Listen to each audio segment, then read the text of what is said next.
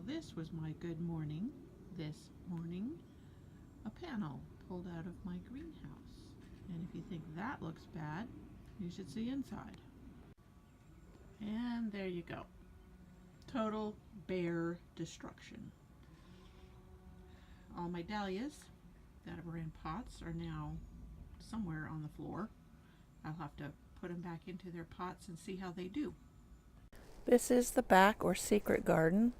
All the little stakes that are kind of unsightly are marking stuff that so I don't dig over them. I have a bad habit of forgetting where I've put things before they start growing, and then I accidentally dig them up when I put something else in. So at this stage, I have all those sticks and markers.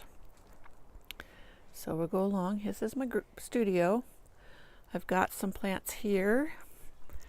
I can see the bear was here too because he ripped open that pot. So these petunias are bubblegum pink petunias. I'm going to put them into hanging baskets along my porch eave. And that's where I did some pruning, and the wheelbarrow is, I guess the bear dug that out too. So here's my side garden. Everything's getting green or yellow. I got lots of dandelions, but I don't worry about them much because I let the bees have their feast on them, and then I pull them up for the chickens. The chickens love to eat them. Now my newly planted roses are doing wonderful. Really leafing out. I'm looking where I'm going so I don't trip here. So if it seems a little crooked or jittery. Okay, this is Lithadora. Isn't that a most gorgeous blue? This is a ground cover. It's spreading. I need to cut it back a little bit because I don't want it to come too much further this way. And those are, see those dark things there?